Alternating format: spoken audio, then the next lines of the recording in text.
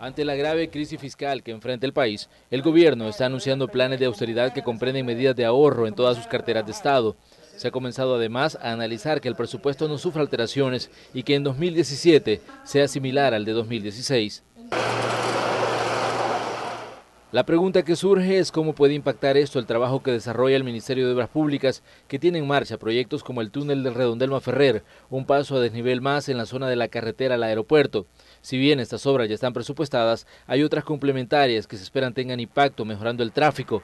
Pero eso no es todo. Obras Públicas actúa en situaciones emergentes, como planes de mitigación de riesgos generados por cárcavas y hundimientos como el que se registró en el Boulevard Tutunichapa. Obras Públicas ha dicho en diversas ocasiones que contar con una red vial en buenas condiciones y proyectos que traigan fluidez al tráfico vehicular pasa por hacer inversiones. El Salvador adolece hoy de problemas de atascamiento generados por un creciente parque vehicular y con una infraestructura vial que fue creada pensando en un número de automotores mucho menor al que hoy el país tiene. Las mismas autoridades estiman que el parque vehicular crece a un ritmo de 150.000 unidades por año. A los vehículos particulares se suman el transporte colectivo y miles de vehículos de alquiler. En el caso de buses y microbuses que reciben subsidio del Estado, se está pensando en reducirlo considerando que el costo de los derivados del petróleo se ha estabilizado. Este viernes conoceremos el futuro de los proyectos y qué medidas implementará Obras Públicas. Todo esto en la entrevista de Hechos AM. Y en este espacio precisamente vamos a conversar con el señor ministro de Obras Públicas, Gerson Martínez, a quien le damos la más cordial bienvenida, como siempre, aquí a Canal 12. Ministro, un gusto saludarlo. Buenos días, Manuel. Un saludo para toda la teleaudiencia de Canal 12. Bien, ministro, usted me decía que quería que le diera unos segunditos para saludar. Sí, por supuesto, yo quiero saludar en primer lugar al pueblo salvadoreño por esa gran victoria, esa descalabrante victoria que ha obtenido la Policía Nacional Civil sobre el poder de las pandillas. El golpe de ayer es uno más, es parte de la secuencia de victorias que la policía se está anotando, del trabajo de alto profesionalismo que la policía está realizando, con misiones muy claras: golpear las cabezas del crimen, golpear sus capitales y golpear sus armas. Yo me siento absolutamente satisfecho por la conducción profesional de la Policía Nacional Civil y creo que no es gratuita la creciente confianza que está ganando la policía de parte de la ciudadanía. Y quiero saludar a toda la corporación, a los trabajadores administrativos, pero sobre todo a las fuerzas de operaciones, a los agentes, a esa fuerza de reacción rápida que ha desarrollado la Policía Nacional Civil, a los hombres que trabajan en la inteligencia policial y por supuesto al director general de la Policía Nacional Civil y al ministro de Seguridad, el ministro Landaverde. Y por supuesto quisiera que me permitiera saludar en su muy próximo día a los profesionales y a las profesionales de la prensa. Bien, ministro, gracias por su saludo. Hablemos sobre obras públicas y sobre los proyectos. Como anunciábamos, el gobierno está diciendo que hay que poner medidas de austeridad en marcha. Incluso se habla de que el presupuesto 2017 no va a distar mucho del presentado y ejecutado en este 2016. La pregunta es, ¿cómo puede afectar, por ejemplo, esto el trabajo de un ministerio que necesita hacer muchas inversiones, el Ministerio de Obras Públicas? Bueno, la política de austeridad a nosotros no nos afecta, porque hemos tenido y estamos desarrollando una política de austeridad. Lo que sucede es que en el país y en el mundo hay dos visiones de política de austeridad. Mi visión es la política de cero despilfarro, no hacer ningún tipo de gastos dispendiosos, reducir los gastos a la inversión, a lo absolutamente indispensable, trabajar bajo el principio de hacer más con lo mismo y frecuentemente hacer más con menos. Para mí eso es austeridad, trabajar con el mínimo, hacer un esfuerzo por multiplicar los panes y los peces porque son dineros públicos. Nosotros trabajamos con el presupuesto de operaciones, es un presupuesto exiguo, fuera de los créditos de los que ya voy a hablar. Pero nosotros multiplicamos los panes y los peces uniendo esfuerzos con los gobiernos municipales, con las comunidades e inclusive con el sector privado. Hay que unir al país. Pero también hay otra forma fundamental para multiplicar los panes y los peces. Es administrando honradamente y con transparencia los dineros de la gente. Es así de simple. Pero hay otra visión, otro enfoque en el mundo. Para algunos, por ejemplo, para Arena, austeridad es recortar el gasto social, castigar el gasto social, despedir trabajadores. Para nosotros no. La plantilla del Ministerio de Obras Públicas sigue siendo básicamente la misma. En el pasado eran de aproximadamente unos 9.000 trabajadores. Con la fiebre de la privatización despidieron como 7.000 trabajadores. Y la planta de operación propiamente dicha quedó como a unos 1.300. La plantilla del MOP básicamente se mantiene. Hoy nosotros estamos haciendo con los mismos recursos, contratando, por ejemplo, los gestores de tráfico, que son absolutamente indispensables para la vida diaria de la gente, para la vida económica, que es un proyecto experimental, pero que nosotros esperamos que se pueda institucionalizar, porque la policía de tránsito no puede crecer ilimitadamente.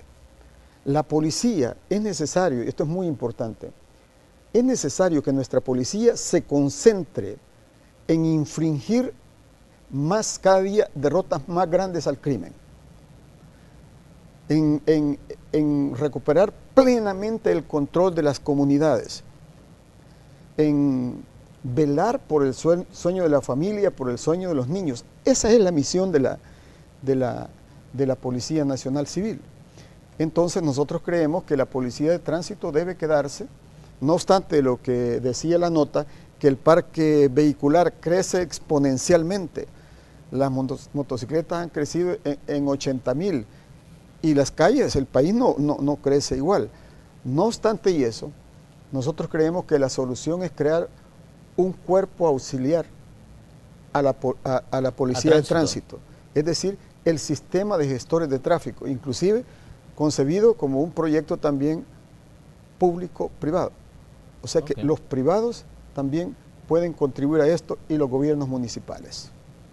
Pero ¿se le daría, por ejemplo, a este cuerpo de gestores, o se contemplaría dentro del proyecto de crearlo, darle autoridad para imponer sanciones o para establecer, para que puedan tener algún tipo de autoridad a la hora de ejercer control y aplicar la ley de tránsito? Esa no se la puede dar ni el Ministerio de Seguridad, ni la Dirección de la Policía, ni el Viceministerio de Transporte. No pueden dar esas facultades, porque esas facultades, la Constitución establece que hay un solo cuerpo de seguridad. La Policía Nacional Civil, sí, y la División de Tránsito. Sí, la Constitución establece que hay un solo cuerpo de seguridad. Sí, pero ese cuerpo de seguridad en su división de tránsito específica puede contar con un cuerpo de gestores de tráfico. Una parte de ese cuerpo de gestores de tráfico pueden ser secciones de los CAM. Gran parte de la red nacional es red municipal. Entonces las municipalidades deberían de gestionar, como es en todas partes del mundo, deberían de gestionar el tráfico en la red municipal, en una primera etapa, en la red municipal. Y entonces que la Policía Nacional Civil se quede gestionando el tráfico en lo que es en las carreteras nacionales, Parque Carretero Nacional. Y que ese CAM, que tiene otras facultades, forme secciones especializadas que pasen por la academia de la policía, con academia, y que sean dirigidas funcionalmente por la policía, aunque estén adscritas a la municipalidad, pero la ley tiene que darles la calidad de auxiliares de policía. Así es en varios países del mundo, en ciudades de Estados Unidos, así es en varios lugares. La policía cuenta con los auxiliares de policía. Esa es una solución. Y el Viceministerio de Transporte puede contratar gestores de tráfico, pero la condición es que tienen que ser certificados. O sea, ya pasó el tiempo de los banderilleros, donde te ponían a cualquier trabajador, mira, agarrar el banderilla y provocaba grandes caos. No, los gestores de tráfico son muchachos y muchachas profesionalizados. Por supuesto que ellos están adquiriendo experiencia. Es decir, esto es nuevo. Así que nosotros agradecemos toda la comprensión de la ciudadanía. Yo he visto a esos muchachos gestionando el tráfico bajo el sol y bajo la lluvia. Así que solicitar, atender las indicaciones de los gestores de tráfico.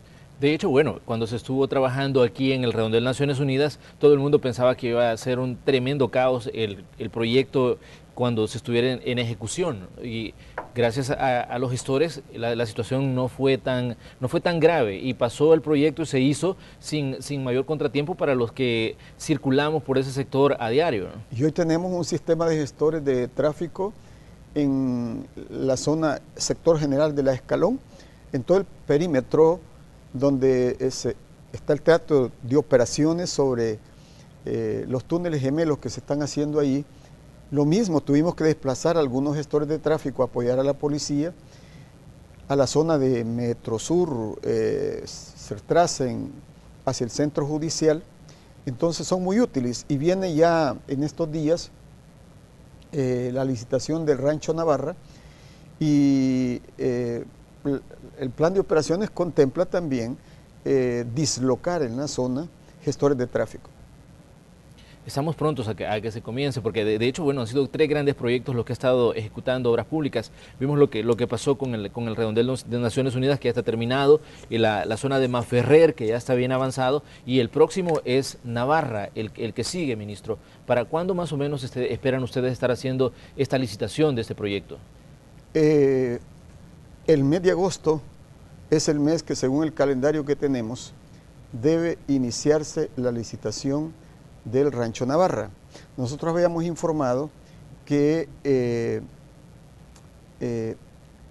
no se trata solo de ir a ampliar una calle.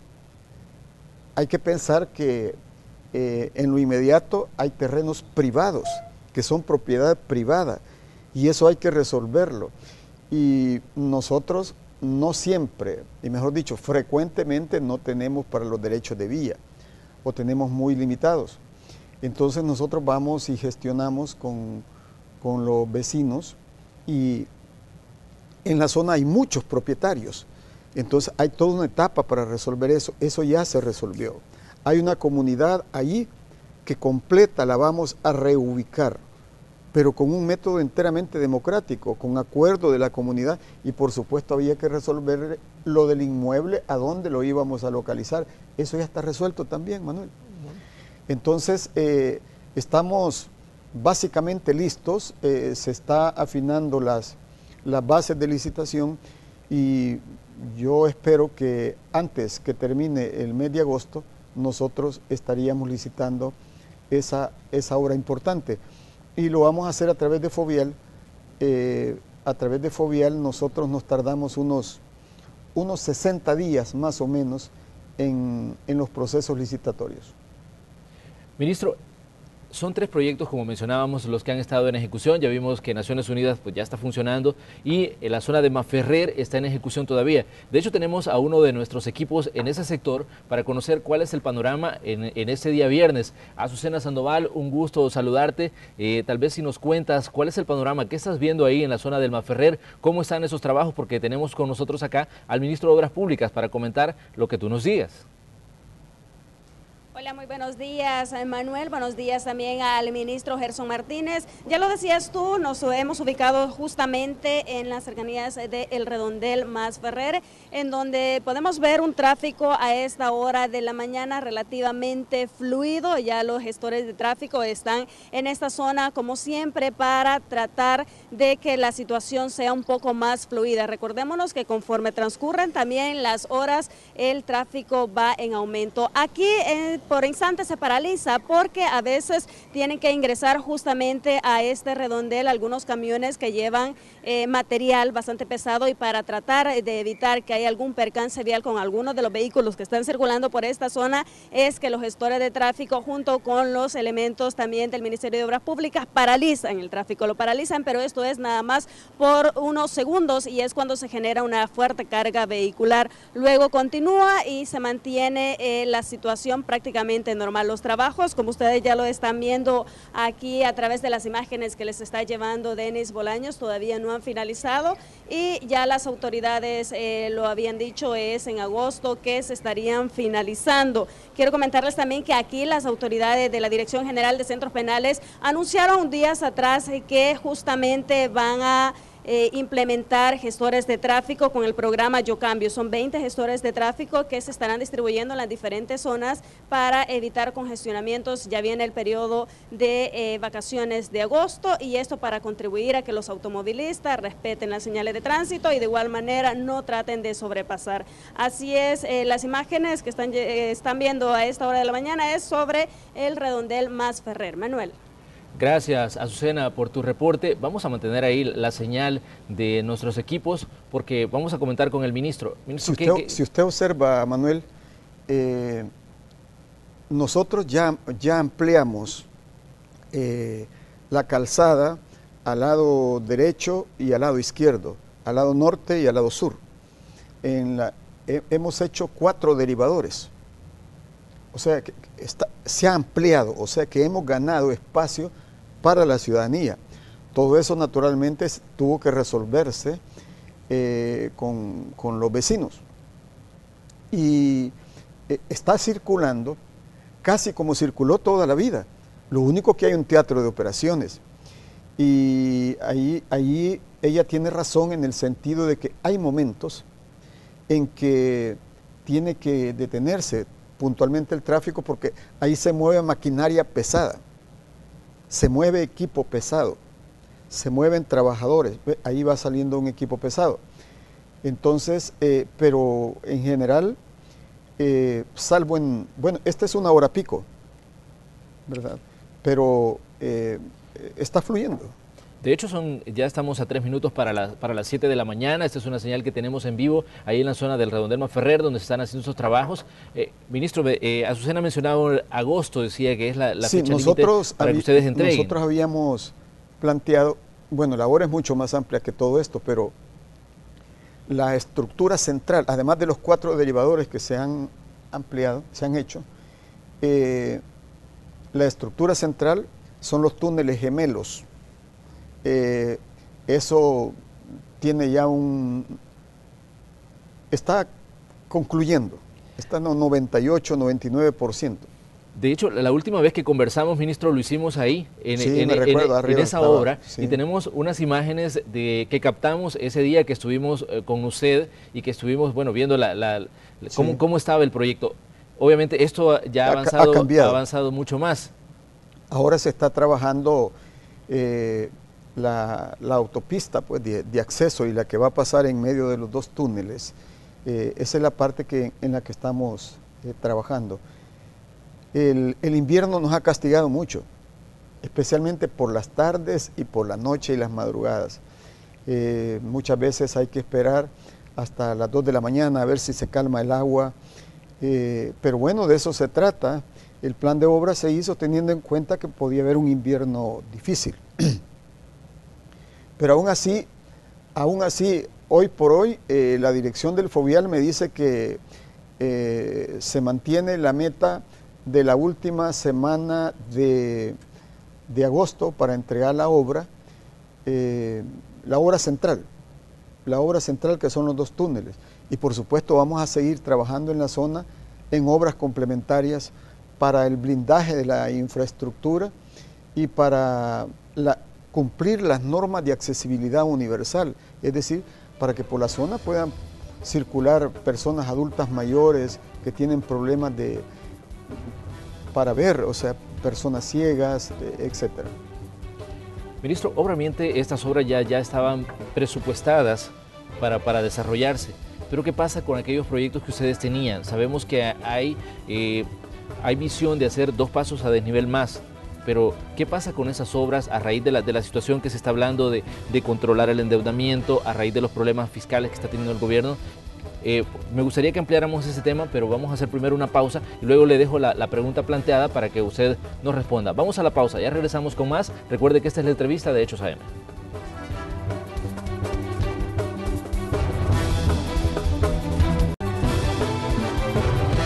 Gracias por continuar con nosotros. Esta mañana estamos conversando con el ministro de Obras Públicas, Gerson Martínez, y estamos hablando sobre la situación presupuestaria del gobierno y de los proyectos que podrían verse interrumpidos a raíz de los problemas de fondos que tiene en este momento el Ejecutivo. Señor ministro, yo le dejaba planteado una pregunta respecto a qué va a pasar, por ejemplo, con esos proyectos que ustedes tienen por ahora a nivel de planos y que pensaban ejecutar, por ejemplo, en 2017.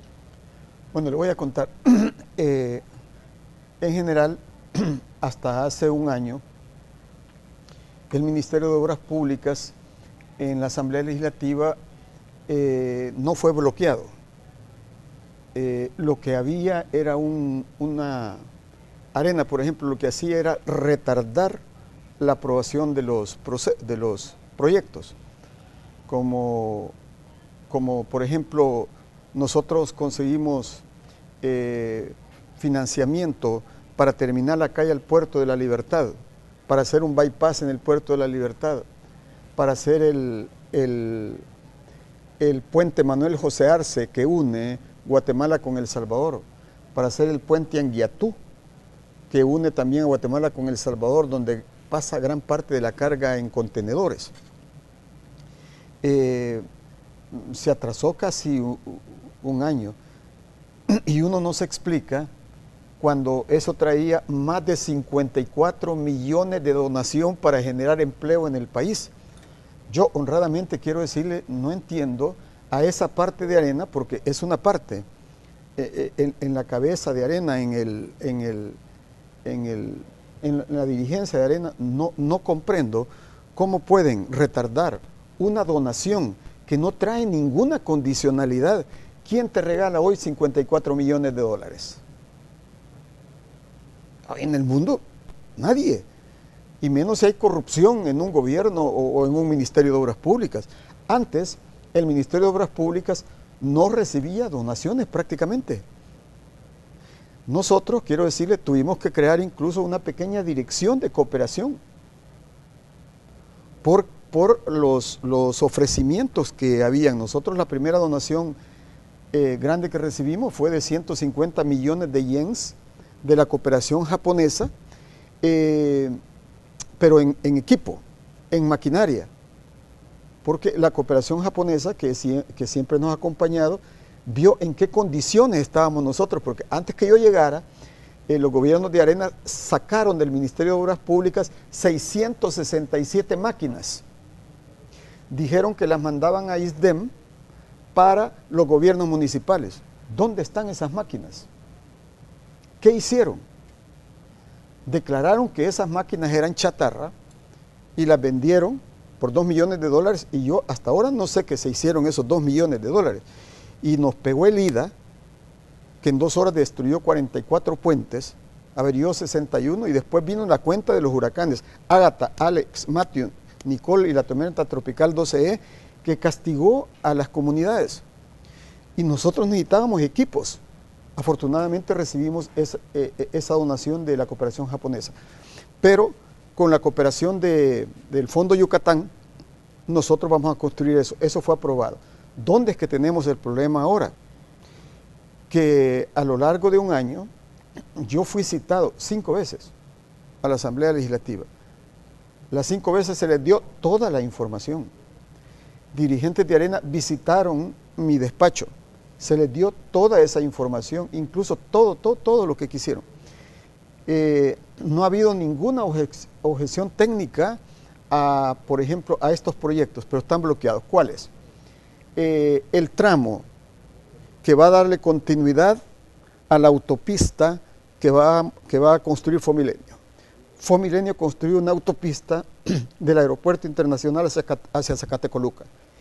Miren, el objetivo es que el oriente ya no puede ser la parte abandonada del país como lo fue toda la vida.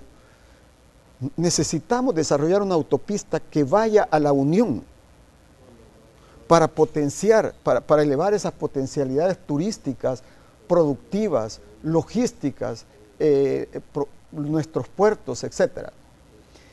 Sin embargo, ya prácticamente pasó un año, dieron varias prórrogas en el banco y eso se vencía hace casi un mes. Sin embargo, el directorio del banco le dio al país un tiempo de gracia, por excepción, le dio un mes más que se vence el 15 de agosto. Si el 15 de agosto la Asamblea Legislativa no logra superar el bloqueo de Arena, entonces esa inversión de 115 millones, que es para construir también una autopista que va desde cerca del puerto de la Unión hasta Santa Rosa de Lima, y las cláusulas del contrato es para generar empleo en muchachas y muchachas en zonas pobres de la Unión, de Usulután y del Departamento de La Paz. Si no se logra superar ese bloqueo al desarrollo del país que está ejerciendo Arena, el país va a perder esos recursos. Y entonces va a tener que esperar el país varios años para gestionar otra vez un financiamiento. Yo no entiendo qué sentido tiene bloquear eso y bloquear donaciones, porque también se tiene bloqueada una donación de la Unión Europea, concretamente del Reino de España. Bueno, antes de ser ministro, usted fue diputado durante mucho tiempo en la Asamblea Legislativa y de hecho trabajó en la Comisión de Hacienda de la Asamblea Legislativa. Me gustaría tal vez que me diera su opinión como exdiputado de lo que está pasando en ese órgano de Estado, lo que está pasando, por ejemplo, con los diputados suplentes, lo que está pasando con las peticiones de bonos que ha hecho el gobierno de 1.200 millones y que están ahí desde febrero y que hasta ahora pues se ve que no hay un avance en la discusión. ¿Qué piensa usted como conocedor del trabajo legislativo? Con mucho gusto. Le doy una opinión, pero permítame completarle la pregunta anterior. Hay otro financiamiento de 30 millones ofrecido por la Unión Europea y el Reino de España. Es un nuevo programa para América Latina y decidieron hacer aquí en El Salvador el proyecto piloto, el proyecto estrella. 30 millones para El Salvador, donde más del 30%, casi el 32% es donación completa para el país, para construir caminos rurales principalmente, generar empleo en muchachas y muchachos en riesgo de violencia, en condiciones de pobreza, en mujeres en condiciones de pobreza, en cerca de 6 departamentos del país. Inclusive, quiero decir, ahí viene el dinero, es importante para los habitantes de Chalchuapa y para todo el país. Nosotros construimos casi la mitad de un corredor binacional de El Salvador con Guatemala y gestionamos ante la Unión Europea y España esto. Esto es parte de la donación. Faltan 8 kilómetros y allí viene la donación. Tiene ya casi un año Arena de tener bloqueado, de tener vetado ese proyecto. Yo no sé qué sentido patriótico tiene bloquear un proyecto de una carretera binacional que le va a dar mucha potencialidad a la industria nacional, al comercio, a las microempresas, que va a generar empleo en la zona de Santa Ana. Yo no entiendo por qué, y yo creo que hay que decírselo al país y hay que decírselo a las comunidades. Este proyecto, sin embargo, a diferencia del proyecto del BID que se vence el 15 de agosto, que es la autopista hasta Usulután, el proyecto de la ruta del Coco, Chalchuapa, Ciudad Jerez, vence en el mes de octubre. Pero el punto es, ¿por qué dejar las inversiones de un país hasta el final? Entonces, la idea que da que aquí el objetivo no es la oposición, el objetivo es bloquear al país, bloquear el desarrollo, bloquear el empleo, bloquear las oportunidades para el oriente del país. Nosotros vamos a dar la lucha. El oriente no puede seguir siendo la zona olvidada del país.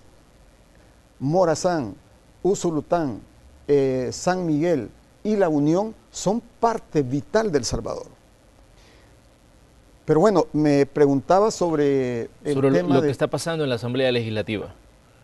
Y le preguntaba, por ejemplo, sobre el tema, bueno, hay una cantidad de temas de lo que está pasando en la Asamblea. La discusión pendiente de los 1.200 millones de dólares que ha solicitado el gobierno a raíz de que la Sala de lo Constitucional declaró inconstitucionales los 900 aprobados en 2015. Y también le preguntaba sobre lo que está pasando con la discusión de los diputados suplentes, porque parece que todo se está enfocando en este punto. Mire, y se está dejando de lado otros temas que están pendientes. Sí, ahí. Lo que preocupa es cuando bueno, Arena hace constantemente bloqueo hasta de donaciones de la seguridad pública, de educación, pero realmente preocupa cuando uno observa estas decisiones que prácticamente, para todo efecto práctico, bloquearon ese financiamiento de gobierno. Y ahí no hubo justicia express, o sea, se tomaron casi un año para decir no.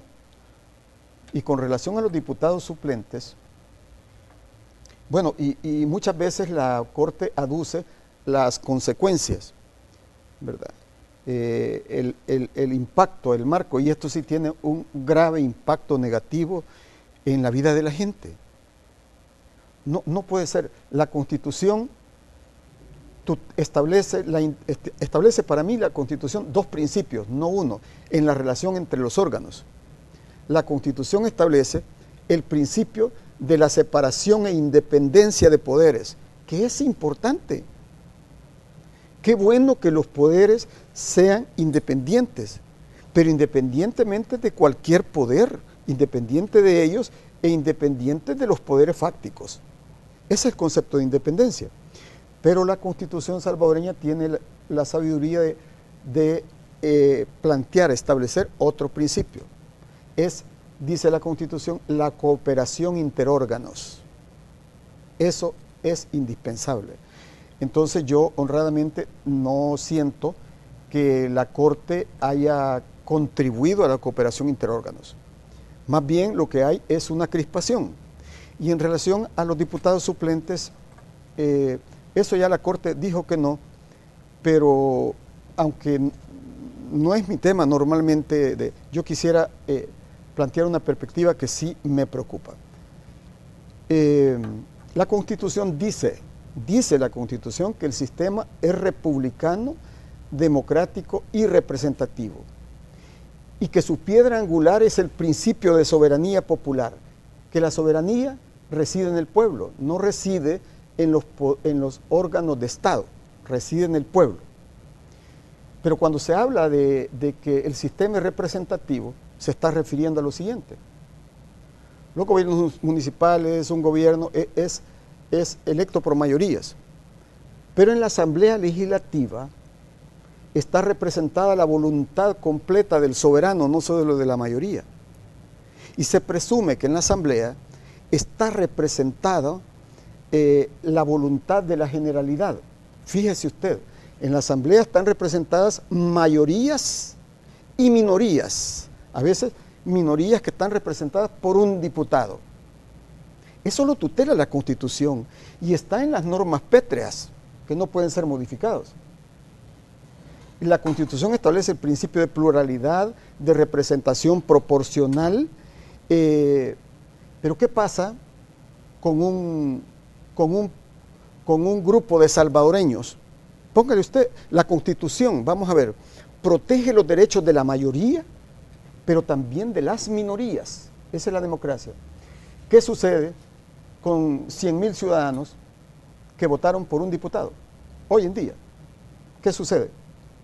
Si ese diputado que representa a esa minoría falta hoy, ¿qué sucede? Se altera fácticamente el principio de proporcionalidad y de representatividad. No solo eso, puede ser un grupo parlamentario de 10. Si por casualidad le faltan 2 diputados ahora, esos electores, mi argumento es desde los electores, desde el interés del pueblo, de la ciudadanía, que votó, que fue y dio 200.000 votos, o 250.000, y tiene 10 diputados. Ok, pero si faltan 2 propietarios, entonces el poder que tenían esos electores para incidir en el Congreso para el proceso de formación de las decisiones es alterado por esta decisión.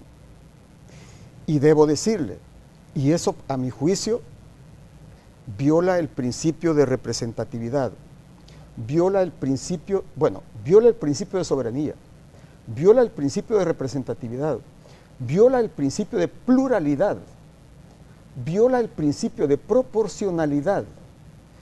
En el artículo 131, ordinal cuarto, la Constitución establece que a los diputados suplentes hay que llamarlos en caso de fallecimiento, en caso de que falte o de imposibilidad de que pueda concurrir pero incluso dice, para cosas extraordinarias, en caso de nulidad de elecciones, se llama a los diputados suplentes.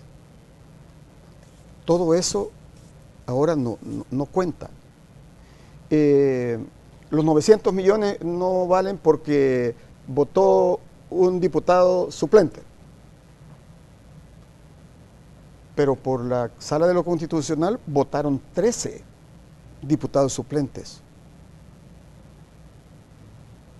Y la decisión que ellos tomaron es llamando a un diputado suplente. Yo no sé si eso estuvo debidamente motivado, porque esto altera, para mí en este momento se ha alterado las normas pétreas. Eso está tutelado por el artículo 248 de la Constitución. Se ha alterado las normas pétreas de manera fáctica y por una declaratoria de la Sala. A mí me parece eso extremadamente grave, sinceramente. Bueno, ministro, hablemos de las consecuencias que puede tener toda esta situación que está enfrentando la Asamblea Legislativa. Ya decíamos que algunos proyectos que usted va a ejecutar o que su cartera de Estado tiene previsto ejecutar se pueden quedar en el papel y nunca llegar a desarrollarse debido a los problemas que se está teniendo de fondos. Pero bueno, mire, vayamos a siempre, igual que en este tema que abordábamos anterior y el tema de los bloqueos al desarrollo del país, de los bloqueos al progreso, de los bloqueos al empleo, yo siempre creo que no maldigas la oscuridad, porque la realidad tiene un lado oscuro y un lado claro. El lado oscuro de la realidad todos los días te está bombardeando. Tú miras a la policía obteniendo victoria tras victoria tras victoria, pero el lado oscuro de la realidad todos los días te bombardea y te dice, todo está malo, todo está malo, todo está malo, y después llega y te pregunta, ¿verdad que todo está malo? Ese es el lado oscuro de la realidad. Pero yo pienso que no maldiga la oscuridad, enciende una luz. Y para el caso de la crispación política, interórganos y todo eso, el presidente ha tenido una actitud muy sabia. El país necesita unidad de país para las soluciones que requiere el desarrollo, los programas sociales, la derrota de la delincuencia. Hay que unir al país. No es posible que si se necesita fondos para apoyar a la policía y seguir derrotando el crimen, entonces vengan y te digan, no, metamos esto en un negociado. No, por favor, si aquí todo es parte de un negociado, entonces esto no tendría futuro. Pero la solución es lo que plantea el presidente de la República, que es el llamado al diálogo, a la reconciliación, a la unidad nacional, pero unidad nacional no solo para resolver el problema de la crispación política, sino unidad nacional para resolver los grandes desafíos que tiene el país, de la educación, del empleo, de la seguridad pública, del desarrollo de la infraestructura. Eso para mí es la solución. En el caso de la amnistía, por cierto, quiero decirle, siempre he creído, hay un tema de principio en esto, de una doctrina universalmente reconocida, y es que si un ciudadano de a pie transgrede las leyes del Estado, es al Estado al que le corresponde el poder de hacer justicia, de castigar o indultar o perdonar. Pero cuando son personeros del Estado los que cometieron o cometieron graves violaciones a los derechos y a la vida de los ciudadanos, no es al Estado, es decir, no es al verdugo al que le corresponde autoamnistiarse, Yo estoy por el perdón, totalmente por el perdón, pero ese derecho corresponde a las víctimas. Corresponde a las víctimas el derecho. Entonces hay que trabajar justamente para la reconciliación, para la restauración, para la compensación y para la unidad de país. Alguien decía por ahí una frase muy sabia: no arruines el presente de las nuevas generaciones con un pasado que ya no tiene futuro. Porque en el pasado tenemos cosas gloriosas, virtudes de las que podemos aprender, pero hay un pasado que ya no tiene futuro. No arruines el mañana de tus niños, de la sociedad, ni arruines el presente revolviendo un pasado que no tiene futuro. Si bien es importante la verdad para que haya reconciliación, y la unidad nacional que se requiere es precisamente para resolver los grandes problemas del país: el empleo, la educación, la salud, la inversión pública, convertir a El Salvador en una nación fuerte, respetable, educada, competitiva, productiva, democrática y en paz. Bueno, obviamente son una cantidad de temas que están inmersos, y ya lo mencionaba usted, que existe, bueno, todo está relacionado, todas estas situaciones que se han dado en estas últimas semanas y que han venido, bueno, a poner en perspectiva y en debate situaciones como las que usted ya decía, lo de la ley de amnistía, por ejemplo. El presidente también mencionaba que era necesario fortalecer e implementar una ley de reconciliación. ¿Usted estaría de acuerdo con esto, que este proyecto que anunció el presidente durante el debate que se generó luego de la resolución de la sala que declaró fuera del entramado legal del país a la ley de amnistía? Mire, tú en tu vida debes de mirar la realidad como una película que se va desarrollando a futuro. Era claro que después de haber vivido regímenes autoritarios, casi desde la colonia hasta los acuerdos de paz, era muy claro que no ibas a pasar de la noche a la mañana a una democracia consolidada. Era claro que se iniciaba una transición, y la transición democrática no ha tocado fondo. Entonces, por eso es que cuando entramos, nosotros encontramos ahí una quebrada que se llama La Asuncita. Aquí por el bulevar, lo que estaba abandonado, que se llamaba ex Boulevard Diego de Holguín, encontramos una quebrada que se llama La Asuncita. Y los hidrólogos y los ingenieros hidráulicos me dijeron: mire, aquí hay un espacio, se puede rellenar, se puede terracear. Y yo dije, ¿y se puede hacer ahí un parquecito, un lugar para la convivencia ciudadana? Sí. Entonces, ¿por qué no creamos un pequeño espacio para la reconciliación? Ahí seguimos trabajando. Entonces, esa es la idea.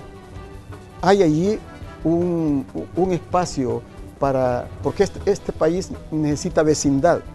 La ciudad ha perdido vecindad. Entonces allí se va a ofrecer, nosotros esperamos en enero del próximo año que esté terminado ese espacio ciudadano, que es un parque escultórico dedicado a la reconciliación. Este país necesita reconciliación, pero lo que tiene que reconciliarse son los intereses legítimos. Usted no se puede reconciliar alrededor de la corrupción. Alrededor de la corrupción que hubo en la Diego de Holguín, es difícil reconciliarse. Hay que reconciliarse alrededor de la honradez, de la transparencia, de las necesidades que tiene la ciudadanía. Bueno, vamos a hacer una nueva pausa comercial. Tenemos los resultados de la participación de las personas que nos siguen a través de Facebook, porque formulamos una interrogante a través de esta red social. Vamos a conocer algunos comentarios que nos han dejado las personas que han visitado nuestro sitio en Facebook. También vamos a conocer las conclusiones de la entrevista de hoy con el ministro de Obras Públicas. Ya regresamos. Gracias por continuar con nosotros. Estamos llegando ya a la parte final de la entrevista de este día viernes. Vamos a repetir la pregunta que teníamos a través de nuestra red social Facebook. ¿Qué medidas considera usted ayudarían a aliviar los problemas de tráfico vehicular en San Salvador? Esta es la interrogante que formulamos a través de esta red social, obviamente porque el tráfico nos afecta a todos en determinado momento. Vamos a conocer cuáles son los comentarios que nos han dejado las personas que han visitado nuestro sitio en esta red social. José Gutiérrez nos dice tener días específicos para ciertas placas y controlar tanto negocio de carro traído de Estados Unidos. Controlar, y no estaría de más, un asocio público-privado que cambie las chatarras, que no pasen evaluaciones por vehículos más recientes. Salvador Carmona nos dice, ya no den licencias dentro de 5 años, hay gente que no sabe ni manejar. Las escuelas de manejo con mordida te sacan licencia aunque no conozcas los 5 pedales del carro. Rodríguez Ponce nos dice, ampliando las carreteras y no reduciéndolas como lo hicieron con el C-Trans y construyendo salidas alternas de la ciudad. Borja Borch nos dice, lo primero sería sacar de circulación a esos vehículos que ya están desfasados.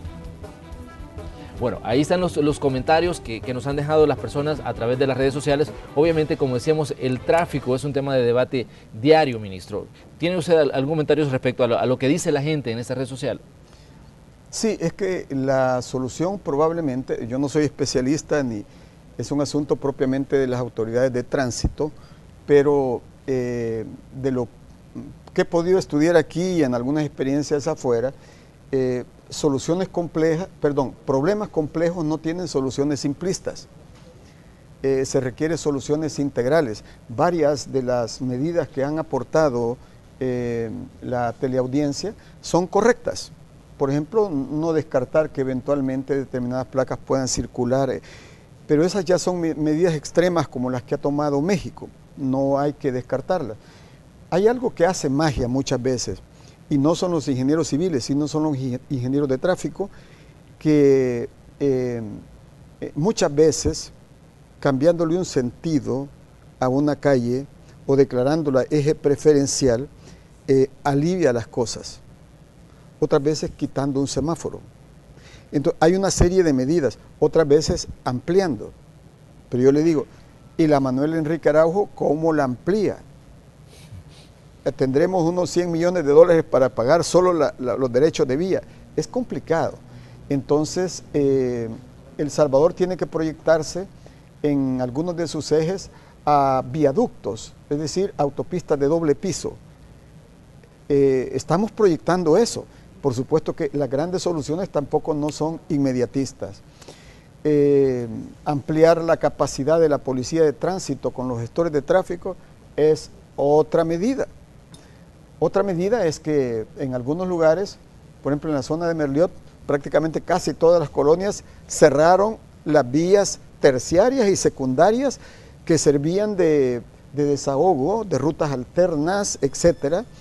Y como eso es violatorio de la Constitución, entiendo que las autoridades de tránsito están pidiendo que durante el día, porque lo hace la gente por seguridad y uno lo entiende, sí, pero durante el día tienen que abrir los portones para permitir la libre circulación de las personas, porque allí hay mucho abuso. Y el 99.9% me dicen las autoridades de tránsito que no tienen autorización de la Dirección General de Tránsito. Una última pregunta, señor ministro. Me gustaría que me explicara o que me diera su opinión respecto a una situación que surgió la semana anterior, y es la de reducir el subsidio al transporte público debido a que los precios de los derivados del petróleo han llegado a cierta estabilidad. ¿Qué piensa usted como ministro de Obras Públicas sobre este punto en específico? Bueno, hay que decir la verdad. Antes había un subsidio de más de 70 millones de dólares. Y se dijo que era para modernizar el sistema, y eso fracasó. Pero ¿quién pagaba esos 70 millones de dólares? Ustedes, la ciudadanía. Hay que decir que en conversaciones entre el Viceministerio de Transporte y los empresarios se rebanó eso a la mitad. O sea que el subsidio ahora es la mitad. Sin embargo, el precio de los combustibles, de los productos derivados del petróleo, cayó a sus niveles más bajos y no fue muy coyuntural, o sea, la coyuntura se ha extendido. En esas circunstancias, mientras se mantenga en sus niveles más bajos el precio del petróleo, no habría que descartar la posibilidad de hacer una nueva reducción en conversación con los transportistas, porque al final lo que se busca subsidiar no es al transportista, sino la estabilidad de las tarifas, es decir, que no se castigue el bolsillo de los ciudadanos. Entonces tiene que haber, hacer números, ¿verdad? Porque usted tampoco va a quebrar a los transportistas, es decir, pero el subsidio tiene que ser justo lo que sirva para darle estabilidad a las tarifas que pagan los ciudadanos. Así llegamos al final de la entrevista de hoy. Como siempre, señor ministro, le agradecemos por venir a conversar con nosotros aquí a Canal 12. Muchas gracias, Manuel. Buen día.